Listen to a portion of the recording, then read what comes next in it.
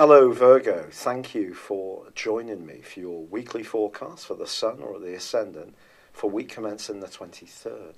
This week sees the Sun move into a more private, reflective part of your scope, joining with your ruler Mercury, which itself goes into a retrograde, which lasts to the 18th of August and won't emerge from fully until the 2nd of September when it comes out of shadow and returns to the place where the retrograde began. So I think you could find yourself feeling a bit tender this week, but also hugely sentimental. A beautiful link between Venus in your sign and Jupiter continues in the first half of this week, and also Venus is in opposition with Neptune. You could have a really quite magical encounter with someone. Maybe it's going to be one of those situations where there's not a lot of words spoken. It's almost like very atmospheric, almost like a French movie, moving frame by frame. Or perhaps someone's going to confuse or disappoint you. Issues of trust with Mercury retracing his steps in this part of your scope, unfortunately, could be a theme that comes through over the next few weeks. If you do find yourself wanting to stick to the people you really know and feel most comfortable and safe with, it wouldn't be a surprise. But also for some Virgos, you may find yourself thinking whimsically about someone from your past.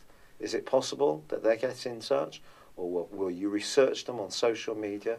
That kind of energy is entirely possible. Your imagination is going to be hugely vivid, that is for sure. But this week, of course, does see a very potent lunar eclipse. One of the things that defines you, Virgo, from others is the amount of hard work and sacrifice you will put in for others. You don't always want much recognition for it either. You can really put it in where others can be reluctant to do so. But with Mars on top of the lunar eclipse, if there is a situation which is unfair, or you're the one covering too many colleagues' shifts, or doing too much at home of the domestic share, you could put your foot down quite strongly in the weeks and months to come. It also can be a time for you to think very much afresh when it comes to your attitude to diet, fitness, health, nutrition, vitamins, all this kind of stuff can really capture your imagination in the most enthusiastic of manners during that period of time. For now, it's been a real pleasure being with you. I'd love it if you would like or comment on this video. Or if you've yet to do so, please do subscribe to this channel. Thank you. Hello Virgo, thank you for joining me for your monthly forecast for July. There's a sense at the start of this month that you could be feeling particularly nostalgic. The chance to get together with old friends, schoolmates, people you've worked with in the past can actually really lift your spirits. It's also a time when you can feel much more sensitive about the type of contacts and associations you have. And I do feel it's going to be important in July to really embrace the whole concept of quality over quantity. But the story begins with Mercury, your ruler, in a hidden part of your scope. From the 3rd through to the 7th, Mercury's in opposition with Mars. This could see your nervous system a bit shook up during this period of days. Try to get as much rest as possible. Although the Sun is in a bubbly, friendly location, and it could be that the invitations are coming in, if you can balance these with creating enough space and time to cocoon yourself away for some moments to provide the healing and recharging you will need, I think it will be a wise thing to do. But you know, because Mars is in a very plucky part of your scope, you're not going to be short of the desire to achieve things and be really hard-working and apply yourself in that legendary way where you can really grapple with the detail of things. But there is also, of course, a big change which occurred in the middle of May concerning Uranus, which is now in a part of your horoscope which is truly exciting. Uranus in the sign of Taurus for you is all about growth, expansion and travel. But this planet is forging a brilliant link with Saturn in the 5th solar house of your situation in the sign of Capricorn. So this Earth triplicity is extremely positive for you. So if you find yourself more inquisitive this month, don't be surprised. These two will be collaborating all month to support you. Also, Neptune is in a fabulous location. If you can orientate yourself towards the relationships which really uplift you. Its angle to Jupiter is the planet of enlightenment. And I think conversations you have can also be very exciting, especially from the 10th, because then Venus moves into your sign, which is going to be great for your self-confidence, but also Jupiter ends a 4-month backward journey. If you have found that something that's important to you around an idea or an ideal or something to do with publishing has seemed a little bit stymied during that period, you will find that things can start to move forwards more productively.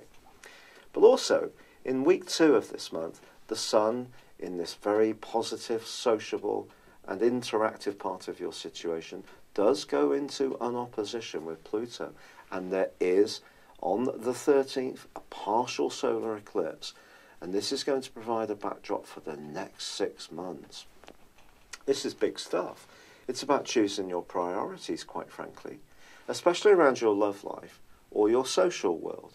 If you can get a nice balance between making sure that you're linking with the people who are important to you, but also creating enough private space for, if you do have a close relationship, for that tie, but at the same time, not losing your individual identity.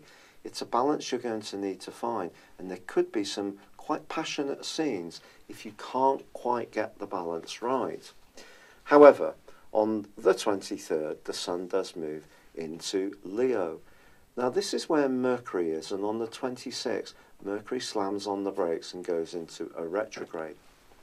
I think you could find yourself a little bit in need of just withdrawing as this month draws to a close, but don't see this as a negative.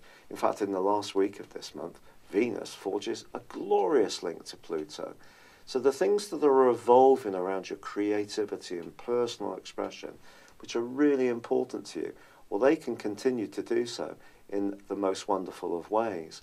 But the total lunar eclipse, which occurs on the 28th, is in a very tender area of your situation. And it is in opposition with the moon in Aquarius, which is combining with Mars. When the moon and Mars are side by side, we are talking about the potential for volatility. So if you've been someone who's been very self-sacrificing and put the needs of other people first, always been a good egg, essentially, and conscientious, hard-working, to the extent that you're ignoring your own welfare, this particular lunar eclipse really is an opportunity over the next half year to reshape your existence. So it does create a better balance between your desire to be an expressive, free individual, which is coming from the energy in the sign of Cancer, to have good friendships and good contacts and social activity, but also do your bit at work, work hard, be conscientious, but not to the point that you're wrung out with exhaustion. And it really is something to take very, very seriously as this month draws to a close. But essentially, it is in your hands. Although the energy is coming from outside, it's still down to us to decide on our course of action. And with the information you have here, there is real opportunities to expand your situation. But I just feel at times this month, some peace and tranquility will be very good for your soul. It's been a real pleasure being with you. Thank you for joining me. I'd love it if you would like or comment on this video, or if you've yet to do so, subscribe to my channel.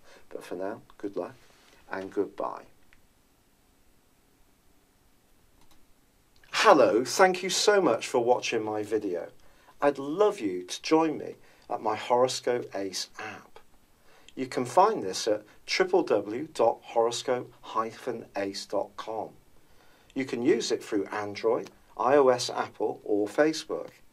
Check out your ascendant or your moon sign, or download your free birth chart. There's all your favourite videos, plus there are daily, weekly, monthly and yearly horoscopes for general, love, Chinese and Indian astrology. If your passion is tarot, there's my brilliant 3-card money or love tarot readings too. And it's all there at www.horoscope-ace.com. Thank you.